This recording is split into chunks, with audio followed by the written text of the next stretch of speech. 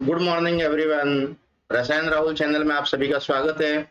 आज हम hereditary evolution का पार्ट सेकंड स्टार्ट करेंगे।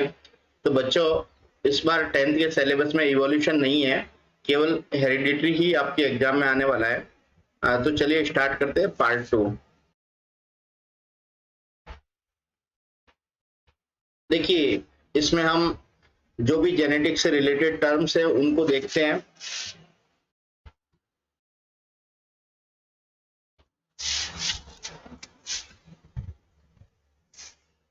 देखिए, सबसे पहले हम क्रोमोजोम के बारे में जानते हैं कि क्रोमोजोम क्या होते हैं।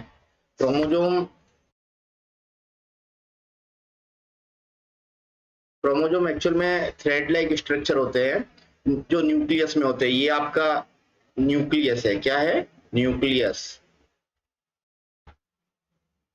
ठीक है, न्यूक्लियस किसमें होता है आप सबको पता है, न्यूक्लियस सेल के अंदर होता है ना। तो इस न्यूक्लियस के अंदर ये आपको दिख रहे हैं, ये सब क्रोमोजोम्स है ना, क्रोमोजोम्स है। और अलग अलग स्पीशीज में क्रोमोजोम का नंबर डिफरेंट होता है। डिफरेंट डिफरेंट स्पीशीज में क्रोमोजोम का डिफरेंट डिफरेंट नंबर होता है। और ये कैसे दिख रहा है आपको? Thread like. देखिए यहाँ से ये थ्रेड निकला है ना, ये थ्रेड है ना। तो ये एक्चुअल में थ्रेड लाइक स्ट्रक्चर होता है इनका। ये डीएनए के बने होते हैं। किसके होते हैं इसमें? ये डीएनए के बने होते हैं। वैसे डीएनए और प्रोटीन के होते हैं, लेकिन इसमें मेनली क्या है, डीएनए होता है। ठीक है, डीएनए आपको पता है क्या है? जेनेटिक मटेरियल है।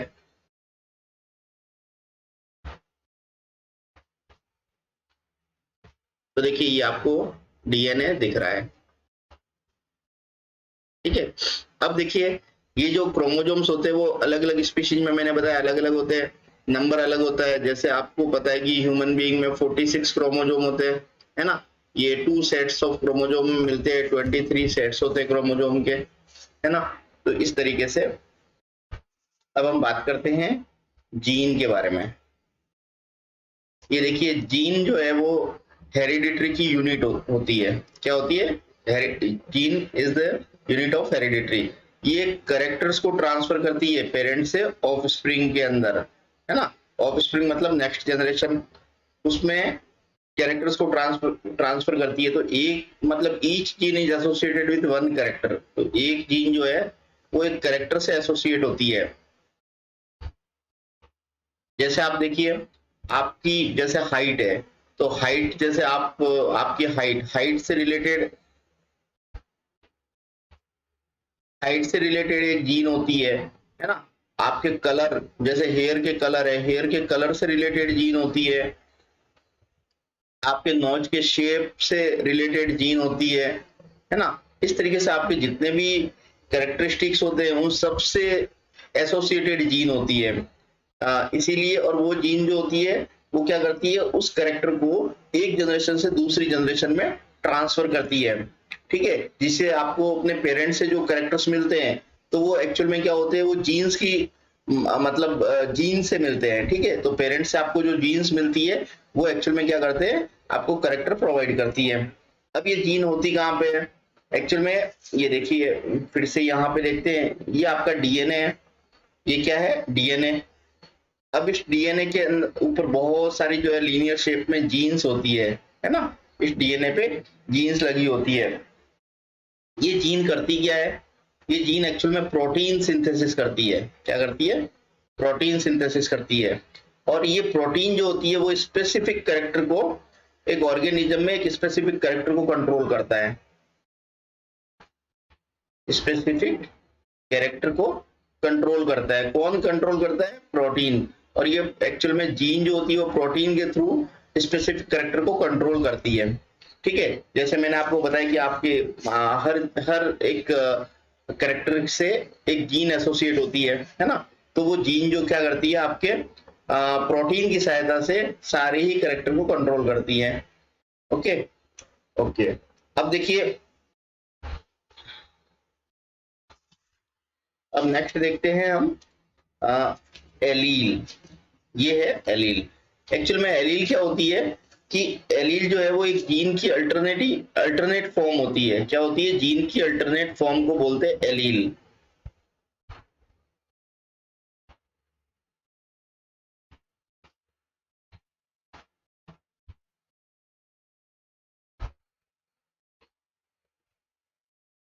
क्या बोलते हैं, जीन की अल्टरनेट फॉर्म एलील होती है।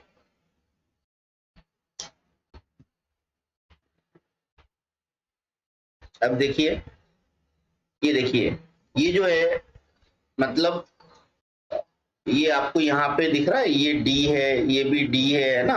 तो एक्चुअल में ये क्या है, ये जीन है ना। और ये जीन की दो अल्टरनेट फॉर्म है। क्या है, जीन की दो अल्टरनेट फॉर्म है, इसको बोलते हैं एलील। तो हम इसको ऐसे लिख सकते हैं, two alternate forms of a gene, two alternate forms of a gene is called allele. तो एलील जीन हमेशा क्या होती है, पेयर में होती है। जीन किस में होती है बच्चा, पेयर्स में होती है ना। उन पेयर को हम क्या बोलते हैं, एलिलिक पेयर, है ना। तो पेयर में होती है, एलिलिक पेयर में होती है। ओके, अब ये दोनों जीन जो होती है, ये क्रोमोजोम है, ये पूरा का पूरा क्या है आपका, क्रोमोजोम है। तो ये भी क्रोमोजोम है। अब जीन आपको कहाँ दिख रही है, क्रोमोजोम पे दिख रही है ना। तो ये दो होमोलोगस क्रोमोजोम किस पे होती है, जीन, जीन की दोनों फॉर्म कहाँ पे दिखती है आपको, होमोलोगस क्रोमोजोम पे, है ना। तो एक सेम लोकस पे देखिए, ये जो लोकस यहाँ पे है, इसके जस्ट सामने आपको दूसरा लोकस दिख रहा है, ठीक है। इसके सामने जस्ट ये वाला लोकस दिख रहा है। मतलब होमोलोगस क्रोमोजोम में सेम लोकस पे जीन होती है, एग्जैक्टली सामने दिख रही है आपको, है ना। तो ये होमोलोगस क्रोमोजोम में सेम लोकस पे होती है, ठीक है, present on the same locus in the two homologous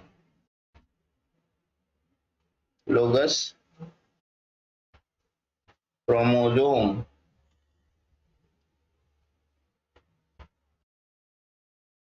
ठीक है, तो ये हो गया। अब देखिए, जैसे ये आपको मैंने यहाँ पे बताया, कैपिटल डी स्मॉल डी ये दो जीन है ना।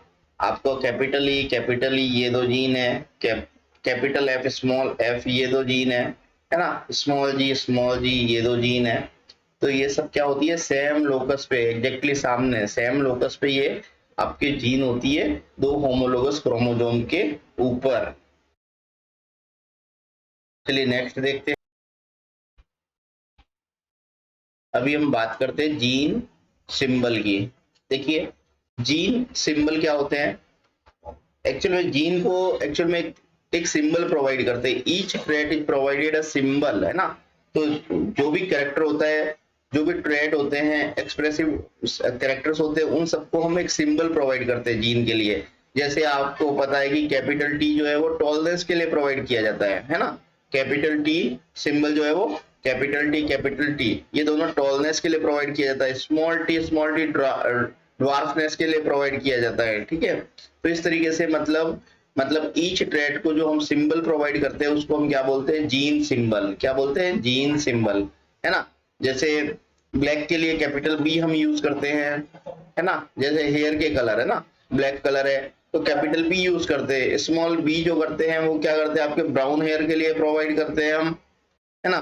तो कैपिटल बी आपका जीन सिंबल है ब्लैक के लिए, और स्मॉल बी जो ब्राउन के लिए। एक्चुअल में ये जो जीन सिंबल है ना, आ, उसमें जो आपका कैपिटल जो वर्ड यूज करते हैं ना, जो आपका प्रभावी लक्षण होता है, जैसे डोमिनेंट बोलते हैं उसको, है ना।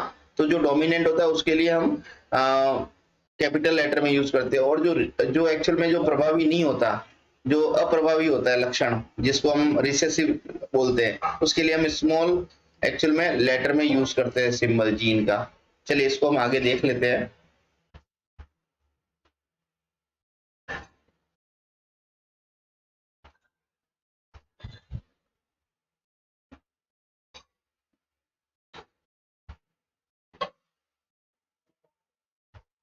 चलिए आगे देखते हैं हम। ये देखिए, अब हम बात करते हैं जीनोटाइप और फिनोटाइप की।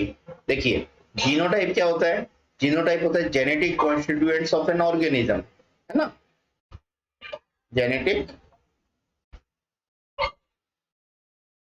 कॉन्स्टिट्यूएंट्स होता है, मतलब कि ये जीनोटाइप होता है वो जीन का डिस्क्रिप्शन होता है। क्या होता है, है ना, description of gene present in an organism, मतलब जीन का डिस्क्रिप्शन जो है किसी भी ऑर्गेनिज्म में जीन का डिस्क्रिप्शन क्या है उसको हम जीनोटाइप से शो करते हैं, है ना। ये जीन के बारे में बात करता है। फिनोटाइप होता है फिनोटाइप बताता है मॉर्फोलॉजिकल अपीयरेंस, किसको बताता है,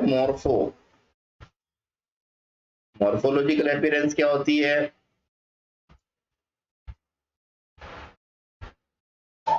मॉर्फोलॉजिकल अपीयरेंस जो होती है जो करेक्टर बाहर से विजिबल होता है, जैसे आप बाहर से कैसे दिख रहे हैं, है ना, तो वो आपका फिनोटाइप है। जैसे आप लंबे हो तो ये फिनोटाइप है, ठीक है। मॉर्फोलॉजिकल अपीयरेंस मतलब कि करेक्टर जो विजिबल होता है ऑर्गेनिज्म में, है ना, कैरेक्टर विजिबल, जो करेक्टर ऑर्गेनिज्म में विजिबल होता है वो होता है फिनोटाइप, है ना। जैसे आप क्या है, आप लंबे हैं, है ना, टॉल है, तो आपका मॉर्फोलॉजिकल अपीयरेंस क्या है, टॉल है। एक बच्चा जो है उसकी शॉर्ट हाइट है, कैसी है, शॉर्ट हाइट,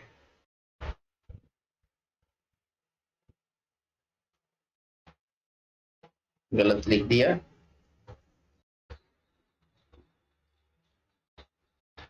उसकी शॉर्ट हाइट है बच्चे की, तो वो क्या हो जाएगा, उसका मॉर्फोलॉजिकल अपीयरेंस क्या हो जाएगा, डॉर्फ हो जाएगा। ओके, तो ये बाहर से जो करेक्टर नजर आ रहा है उस सबको फिनोटाइप बोलते हैं और इसी को मॉर्फोलॉजिकल अपीयरेंस बोलते हैं। मतलब एक की ब्लू आई है, एक की ब्राउन आई है, तो मॉर्फोलॉजिकल अपीयरेंस क्या हो जाएगा, आइस कलर के लिए ब्लू और ब्राउन। और जीनोटाइप क्या होगा कि अब उस ब्लू और ब्राउन या फिर उस टॉल और ड्वार्फ उसका जेनेटिक कॉन्स्टिट्यूएंट्स क्या है उसको हम जीनोटाइप बोलते हैं। जैसे आप टॉल के लिए बात करें तो टॉल के लिए जीनोटाइपिक कॉन्स्टिट्यूएंट ये भी हो सकता है ना, कैपिटल टी हो सकता है, कैपिटल टी स्मॉल टी हो सकता है। ये दोनों जो है एक्चुअल में टॉल का जीनोटाइप है ना, मतलब इसका जेनेटिक कॉन्स्टिट्यूएंट है, लेकिन है तो दोनों क्या है, टॉल है। ओके, अब जो ड्वार्फ होगा उसको उसका जीनोटाइपिक कॉन्स्टिट्यूएंट होगा स्मॉल टी, उसको बोलेंगे ड्वार्फ। तो ये बाहर से दिखने वाले कैरेक्टर है और ये उसके जीन का कॉन्स्टिट्यूएंट्स है। अब आपको समझ में आ गया होगा यहाँ पे जीनोटाइप और फिनोटाइप। चलिए आगे देखते हैं हम, आगे होमोजाइगस और हेट्रोजाइगस। देखिए होमोजाइगस हेट्रोजाइगस समझने के लिए हम फिर से पुराने वाले स्ट्रक्चर पे चलते हैं। ये देखिए ये आपको नजर आ रहा है ना, तो यहाँ पे आपको दोनों एलील जो है ये एलील है ना, अल्टरनेट फॉर्म ऑफ जीन उसको हम बोलते हैं एलील। यदि ये सिमिलर टाइप की है तो उसको बोलते हैं होमोजाइगस। तो यहाँ पे आपको देखिए ये कैपिटल ई और यहाँ ये कैपिटल ई, दोनों alternate form of gene capital E है। इसका मीनिंग क्या हुआ, ये होमोजाइगस है, क्या है, होमोजाइगस, ठीक है, ये क्या है, होमोजाइगस।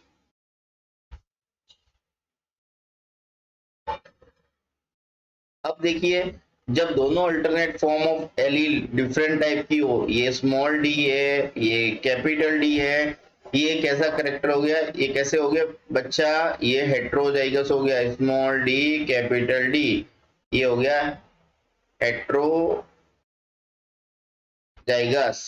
अब ये दोनों स्मॉल जी है तब भी होमोजाइगस हो गया, ये दोनों क्या है, होमोजाइगस, क्योंकि दोनों ही अल्टरनेट फॉर्म ऑफ जीन आपका कैसा है, सिमिलर टाइप की है। तो जब सिमिलर टाइप की होती है तो आपके होमोजाइगस, है ना।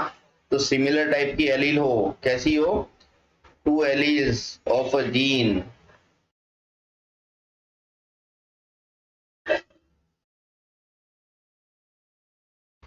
आर सिमिलर, उसको बोलते हैं होमोजाइगस। और हेट्रोजाइगस किसको बोलते हैं, टू एलील नॉट सिमिलर।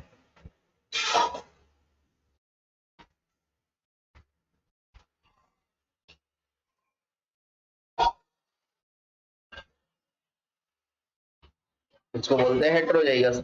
अब देखिए मैंने आपको बताया कैपिटल टी क्या हो गया आपका, ये होमोजाइगस हो गया। स्मॉल टी क्या हो गया, होमोजाइगस हो गया। सेम टाइप की एलील है, सेम टाइप की एलील है। ओके, अब हम हेट्रोजाइगस की बात करते हैं। कैपिटल टी स्मॉल टी, एक तो आपका कैपिटल है दूसरा आपका स्मॉल है, तो दोनों अल्टरनेट फॉर्म ऑफ जीन जो है वो सिमिलर नहीं होते तो उस कंडीशन को हेटेरोजाइगस बोलते हैं, और जब दोनों एक जैसे हो जाते हैं तो उसको हम होमोजाइगस बोलते हैं। ठीक है बच्चा, ये समझ में आ गया होगा आपको। देखिए अब हम बात करते हैं, ये हो गया। अब हम बात करते हैं डोमिनेंट एलील और रिसेसिव एलील की। तो देखिए ये आपको फिगर समझ में आ रहा है, ये क्या है? देखिए इन दोनों में से कौन सा ज्यादा डोमिनेंट है? कौन डोमिनेंट है बच्चा? ये डोमिनेंट है इसके ऊपर, है ना? है क्या नहीं है? ये वाला डोमिनेंट है इसके ऊपर। तो जो डोमिनेंट होता है ना वो अपने आप को क्या करता है? एक्सप्रेस करता है, ठीक है? और इस डोमिनेंट की प्रेजेंस में ये अपने आप को एक्सप्रेस नहीं कर पाएगा, ठीक है? तो डोमिनेंट जो है वो एक्सप्रेस करता है अपने आप को, है ना? तो ये कब एक्सप्रेस करेगा? जब इसके जैसा का जैसा कोई बंदा होगा ना, इसके जैसी की जैसी बंदा होगा वो उसी के सामने ये एक्सप्रेस कर पाएगा, इसके सामने नहीं कर पाएगा, क्योंकि ये बड़ी मतलब लंबा चौड़ा है ना? ये सुमो पहलवान है लंबा चौड़ा, ये बच्चा है छोटा सा, है ना? तो ये अपने आप को एक्सप्रेस करता है, तो इसको हम बोलते हैं डोमिनेंट। ये मतलब इसके ऊपर अपना प्रभाव जमा सकता है। ये कब अपना प्रभाव जमाएगा? ये इसके ऊपर तो नहीं जमाएगा, ये तब जमाएगा जब एक्चुअल में इसके जैसा का जैसा इसके सामने होगा छोटा सा, है ना? तब वो अपना इफेक्ट दिखा सकता है। तो जो तो जो देखिए डोमिनेंट एलील क्या होते हैं कि डोमिनेंट एलील वो होते हैं जो अपना इन्फ्लुएंस करते हैं, ठीक है? The allele that influence the appearance of phenotype even in the presence of alternate allele, ठीक है? तो यहाँ पे जो डोमिनेंट एलील होते हैं वो अपने आप को इन्फ्लुएंस करते हैं ना, इन्फ्लुएंस द अपीयरेंस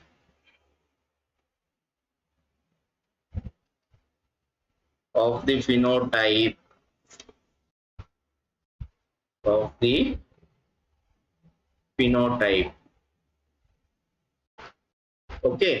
तो फिनोटाइप का मतलब जो बाहर से दिखता है उसको हम क्या बोलते हैं? फिनोटाइप बोलते हैं। मॉर्फोलॉजिकल अपीयरेंस को फिनोटाइप बोलते हैं। अब देखिए एक एग्जांपल से हम समझते हैं, जैसे ये टी जो है ना, ये टी जब ये दो एलील मिलती है तो उसको हम बोलते हैं टॉल, है ना? और जब ये टी इस स्मॉल टी के साथ होती है तब भी ये टॉल होता है। जब तो मतलब आपको यहाँ पे समझ में आ गया होगा कि टी क्या है? डोमिनेंट एलील है। क्या है? डोमिनेंट एलील है। जब टी अपनी एक ही एलील होगी, यदि ये दोनों कॉपी है इसकी तब भी टॉल है, जब इसके पास एक कॉपी है तब भी ये टॉल है। मतलब ये टी जो है वो स्मॉल के ऊपर डोमिनेंट है। तो स्मॉल टी जो है कैपिटल टी की प्रेजेंस में अपना इफेक्ट नहीं शो कर पा रहा है। ये तो ड्वार्फ के लिए होता है ना, मैंने बताया था कि स्मॉल टी जो है वो रिसेसिव जीन है, वो ड्वार्फ के लिए होती है, कैपिटल टी टॉल के लिए होती है। लेकिन जब टॉल वाली एलील और ड्वार्फ वाली एलील दोनों प्रेजेंट होती है तो ड्वार्फ वाली एलील अपना इफेक्ट नहीं शो कर पाती, है ना? क्योंकि ये रिसेसिव है। और टॉल वाली जो एलील है ना, कैपिटल टी, वो डोमिनेंट है। इसको टी मान लो, ये कैपिटल टी है, ये अपने आप को एक्सप्रेस करती है। और ये स्मॉल टी है, ये अपने आप को एक्सप्रेस नहीं करता, है ना? In the presence of dominant allele, okay? तो यहाँ पे क्या होता है कि जो आपको फीचर मिलेगा, जो करेक्टर मिलेगा, जो फिनोटाइपिक करेक्टर मिलेगा वो टॉल मिलेगा। तो भाई ये स्मॉल टी कब अपने आप को एक्सप्रेस करेगा? ये तभी करेगा जब इसके जैसा का जैसा इसके साथ होगा। मतलब इसके जैसा का जैसा स्मॉल टी इसके साथ होगा तभी ये ड्वार्फ बनेगा। समझे बात को? तो रिसेसिव एलील जो होती है वो अपने आप को तभी अपीयर करती है जब अनदर आइडेंटिकल एलील उसके साथ में आती है, ठीक है? When another identical allele is present then only recessive allele express itself, ठीक है? तो ये आपकी रिसेसिव एलील जो है ना वो तभी एक्सप्रेस करेगी जब उसके जैसी सेम एलील उसके साथ में आएगी। जब उसके साथ में डोमिनेंट एलील होगी तो वो अपने आप को एक्सप्रेस नहीं कर पाएगी। ओके, समझ में आ गया होगा ये बात आपको। अभी हम बात करते हैं नेक्स्ट हाइब्रिड और हाइब्रिडाइजेशन की। तो हाइब्रिड क्या होता है और हाइब्रिडाइजेशन क्या होता है? तो एक्चुअल में हाइब्रिडाइजेशन तो एक प्रोसेस है। क्या है? प्रोसेस है। किसका प्रोसेस है? हाइब्रिड ऑब्टेंड करने का प्रोसेस है। ठीक है, हाइब्रिड को कैसे ऑब्टेंड करते हैं, उस प्रोसेस को क्या बोलते हैं? हाइब्रिडाइजेशन। अब देखिए हाइब्रिड क्या होता है? ये हाइब्रिड होता है crossing between two genetically dissimilar individual, है ना। मतलब जो जेनेटिकली डिसिमिलर इंडिविजुअल होता है उसकी क्रॉसिंग को हाइब्रिड बोलते हैं, है ना। तो crossing between two genetically dissimilar या डिफरेंट इंडिविजुअल्स, तो जेनेटिकली डिफरेंट इंडिविजुअल के बीच में क्रॉसिंग हाइब्रिडाइजेशन कहलाती है। ठीक है, और इनसे जो प्रोड्यूस होता है उसको हम क्या बोलते हैं? हाइब्रिड। ठीक है, तो इसको बोलते हैं हाइब्रिड। जैसे आप देखिए कि हाइब्रिड कैसे फॉर्म होता है, ये capital T capital T capital T capital,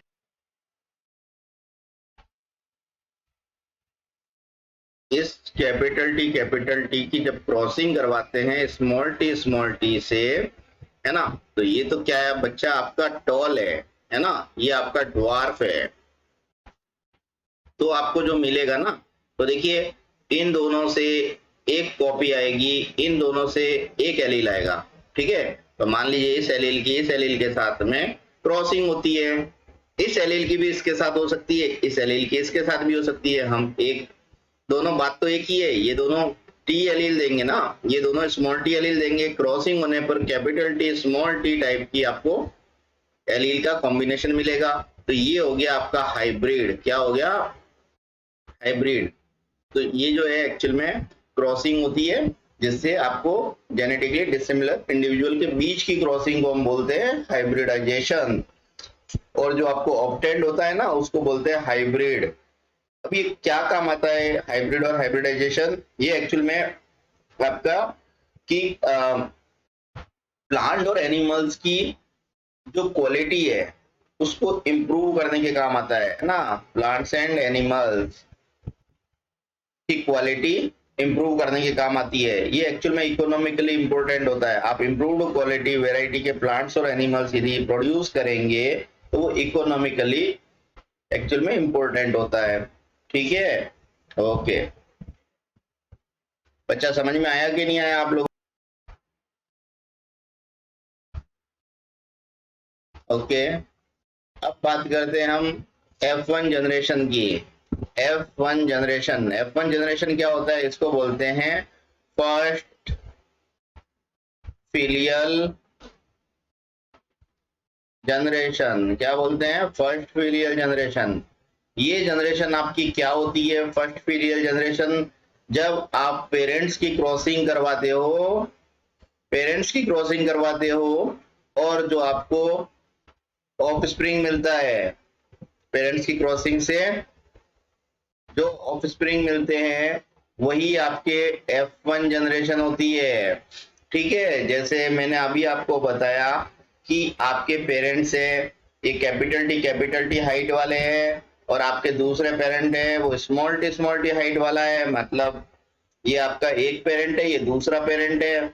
इन पेरेंट की जब क्रॉसिंग आपने करवाई है तो जो आपको ऑफस्प्रिंग मिलेंगे उसकी उसकी हाइट क्या होगी बच्चा? Capital T small T.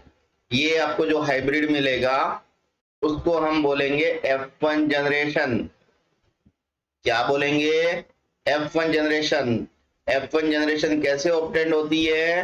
Parents की क्रॉसिंग से ऑब्टेंड होती है। ये आपके पेरेंट्स है, पेरेंट की जब क्रॉसिंग करवा के जो जनरेशन ऑब्टेंड होगी पहली, उसको बोलेंगे F1 जनरेशन।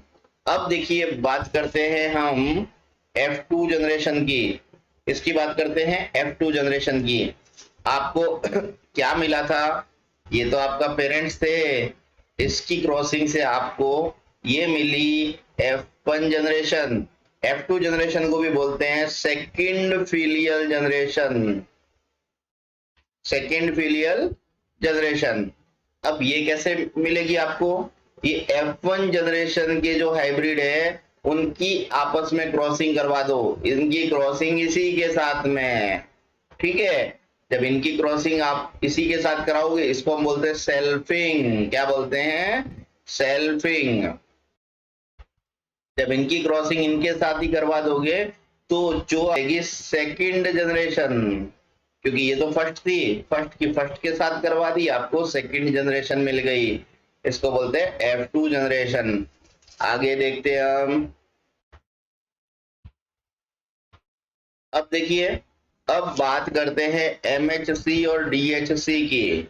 MSC क्या होता है, MSC को बोलते हैं मोनो हाइब्रिड क्रॉस। क्या बोलते हैं, मोनो हाइब्रिड क्रॉस। भाई मोनो हाइब्रिड क्रॉस क्या होता है, मोनो का मतलब होता है वन, ठीक है। हाइब्रिड का मतलब जो हम हाइब्रिड ऑब्टेंड करते हैं, है ना। अभी मैंने बताया F1 जनरेशन के हाइब्रिड जो है वो मोनो हाइब्रिड है ना, जैसे आपको भी बताया कि तो मोनो का मतलब वन, है ना। तो यहाँ पे क्या होता है कि क्रॉस करवाते हैं हम एक पेयर की एलील के लिए, ठीक है। तो cross between two organism having one pair of allele is called mono hybrid cross. तो यहाँ पे वन का मतलब क्या है, आप यहाँ पे वन पेयर ऑफ एलील लेते हैं, वन पेयर ऑफ एलील। तो आपको ये पता है ना कि ये एक पेयर ऑफ एलील जो है वो एक कैरेक्टर के लिए बात करते हैं हम, किसके लिए, एक कैरेक्टर के लिए बात करते हैं। ओके, तो देखिए एक कैरेक्टर जैसे मैंने आपको बताया कि टॉल, है ना।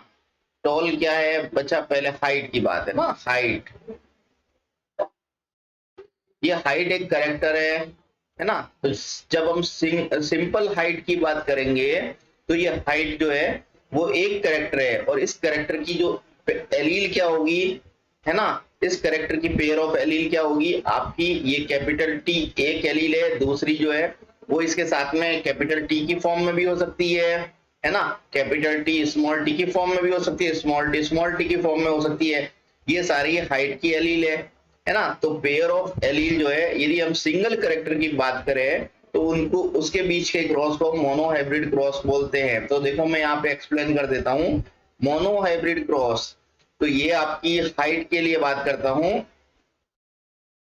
हाइट, हाइट दो तरीके की हो सकती है, एक तो टॉल होता है, दूसरा है ड्वार्फ होता है, ठीक है।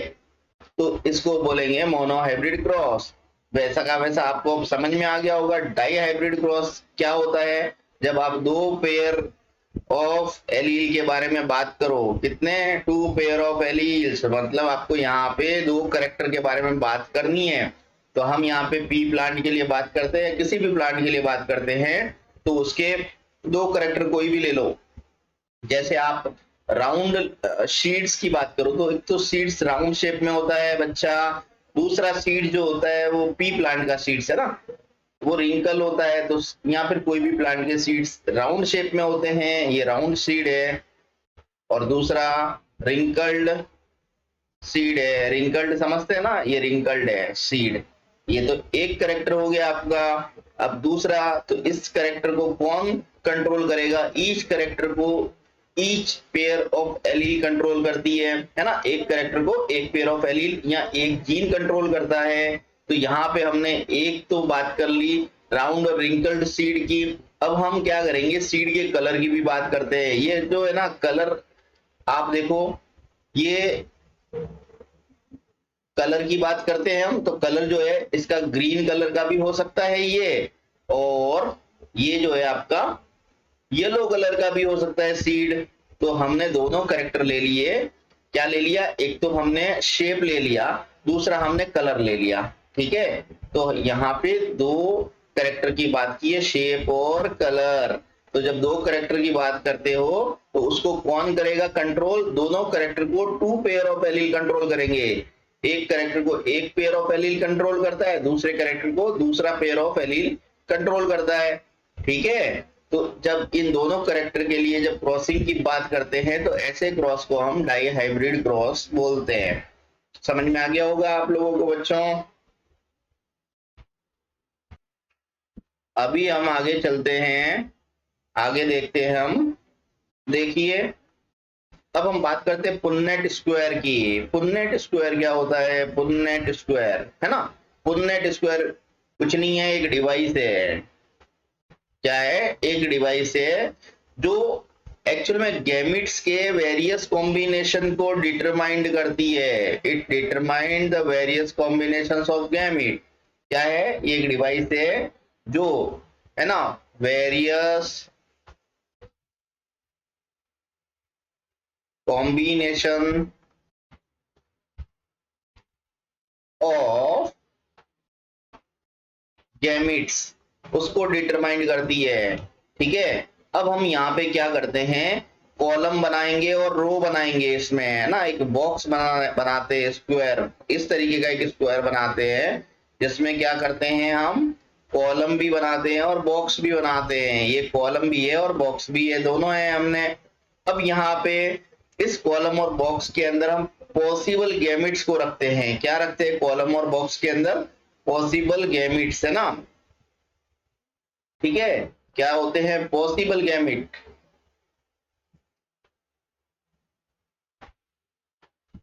ओके, अब देखिए, अब यहाँ पे ईच कॉलम और ईच जो आपका रो है वो यहाँ पे रिप्रेजेंट करता है मेल और फीमेल को। तो यहाँ पे जो हॉरिजेंटल, ये जो हॉरिजेंटल रो है, ठीक है, तो यहाँ पे, और ये आपका ये वर्टिकल है ना। तो जो हॉरिजेंटल होता है ना, हॉरिजेंटल, उस हॉरिजेंटल पे हम क्या रखते हैं, हॉरिजेंटल पे हम हमेशा मेल को रखते हैं। क्या रखते हैं? और मेल के लिए इस तरीके का हम करेक्ट शो करते हैं। ठीक है, ये क्या है? आपका मेल है, और ये वर्टिकल पे आपने क्या रखना, फीमेल रखनी है। फीमेल को हम ऐसे शो करते हैं, ये मेल, ये फीमेल।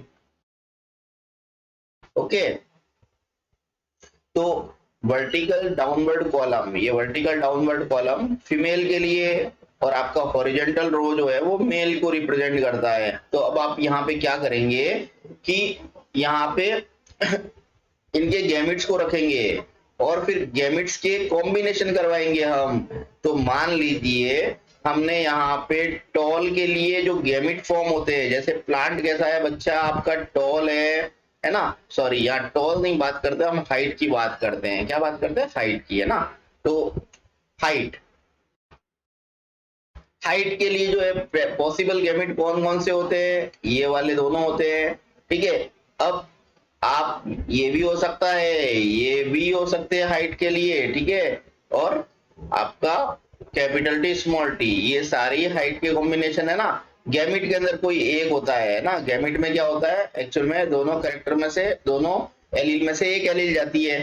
तो गैमिट के अंदर हम कैसे लिखेंगे इसको, जैसे गैमिट के पास में एक कैरेक्टर का एक ही एलील होता है, एक कैरेक्टर का एक ही एलील होता है। तो मान लीजिए मेल के पास में, अब आपको ये जो मेल है ना, इसके पास में आप मान लीजिए कि ये दोनों हाइट के कैरेक्टर है, किसके पास में? मेल के पास में। तो मेल के गैमिट को कैसे लिखेंगे? गैमिट मेल के जब बनाएंगे तो गैमिट जो है वो एक गैमिट में एक ही एलील बनाएंगे हम, एक, क्योंकि गैमिट के पास में सिंगल एलील होती है। क्या होती है? मेल के पास पेयर ऑफ एलील होती है। तो ये गैमिट यहाँ पे आपको लिखना है गैमिट्स को, है ना, यहाँ पे भी गैमिट्स को लिखना है। इधर हम मेल के गैमिट्स लिखेंगे, इधर हम फीमेल के गैमिट लिखेंगे। तो मेल के गैमिट को हमने लिखा कैपिटल टी। अब आपके पास में ये मेल था तो आपने कैपिटल टी लिखा, और दूसरा एलील इस मेल के पास में स्मॉल टी था तो इसका गैमिट को हमने स्मॉल टी लिखा। फीमेल, अब आप फीमेल की बात करते हैं तो फीमेल के पास मान लीजिए आपका ये दो, ये फीमेल है, ये क्या है? फीमेल। कुछ भी हो सकता है ना बच्चा इन तीनों में से। तो फीमेल के आपका हाइट का करेक्टर आपने स्मॉल टी है इसके पास, जीनोटाइप। तो अब आप इसको कैसे लिखेंगे गैमेट के फॉर्म में? एक गैमेट को स्मॉल टी लिखेंगे, दूसरे गैमेट को भी स्मॉल टी लिखेंगे, क्योंकि एक गैमेट में एक ही एलील होता है। अब हम इन गैमेट्स का पॉसिबल गैमेट्स बना, है ना, तो इन गैमेट का क्या करेंगे हम? पॉसिबल कॉम्बिनेशन करवाएंगे। क्या करवाएंगे? पॉसिबल कॉम्बिनेशन, इसका इसके साथ कॉम्बिनेशन करवाएंगे। कैपिटल टी का स्मॉल टी के साथ लिखेंगे, कैसे? कैपिटल टी स्मॉल टी, फिर स्मॉल टी का स्मॉल टी के साथ स्मॉल टी लिखेंगे। फिर वापस कैपिटल टी स्मॉल टी को लिखेंगे, capital T small T, small T small T को लिखेंगे, स्मॉल टी स्मॉल टी। ठीक है, ये कॉम्बिनेशन हम करवाएंगे। तो ये पॉसिबल जो है ना ऑफस्प्रिंग के कॉम्बिनेशंस आ जाते हैं। तो ये जो आते हैं ना वो F1 जनरेशन, जैसे ये दोनों पेरेंट्स हुए, मान लीजिए ये दोनों पेरेंट्स है, ये भी पेरेंट्स है, ये भी पेरेंट्स है, तो ये जो कॉम्बिनेशन आपको मिलते हैं ये F1 जनरेशन के मिलेंगे। और यदि ये दोनों F1 जनरेशन है तो ये जो कॉम्बिनेशन मिलेगा ना वो आपको ये क्रॉसिंग है। क्या है? क्रॉसिंग है।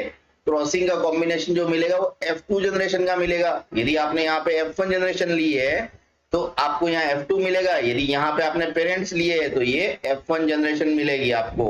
तो यहाँ पे एक्चुअल में क्या होती है कि मतलब गैमेट कैसे कंबाइन कर सकते हैं उसकी पॉसिबिलिटी को समझाता है कि उसके पॉसिबल कॉम्बिनेशन कैसे बनेंगे, उसको हम समझाने के लिए इस डिवाइस का यूज करते हैं जिसको पुन्नेट स्क्वायर बोलते हैं। ठीक है, या फिर इसको एक बोलते हैं पुन्नेट चेकर बोर्ड। क्या बोलते हैं? पुन्नेट चेकर बोर्ड।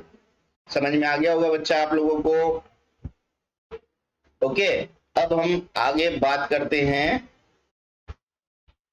सिबलिंग्स की और ऑफस्प्रिंग की। देखिए ऑफस्प्रिंग और सिबलिंग क्या होते हैं। ऑफस्प्रिंग जो है आपके ये बाई पेरेंटल सेक्सुअल रिप्रोडक्शन का कॉम्बिनेशन होते हैं, प्रोडक्ट्स होते हैं। ठीक है, क्या होते हैं? सेक्सुअल रिप्रोडक्शन, है ना। सेक्सुअल रिप्रोडक्शन किसके बीच में होता है? बाई पेरेंटल कंडीशन में होता है। इनका जो प्रोडक्ट होता है उनको हम बोलते हैं ऑफस्प्रिंग। भाई सीधी सी बात है, मम्मी और पापा उनके प्रोडक्ट कौन हुए? आप हुए, तो आप क्या है? ऑफस्प्रिंग है। समझ में आ गया आपको? तो आप पापा मम्मी, ठीक है, इनके सेक्सुअल रिप्रोडक्शन का प्रोडक्ट कौन है बच्चा? आप है। ठीक है, तो आप क्या हो गए? ऑफस्प्रिंग हो गए। और मम्मी और पापा, पापा जैसे है अपने ग्रैंडफादर और ग्रैंड मदर, उनका प्रोडक्ट होते हैं तो पापा उनके ऑफस्प्रिंग हो गए। I think it is clear.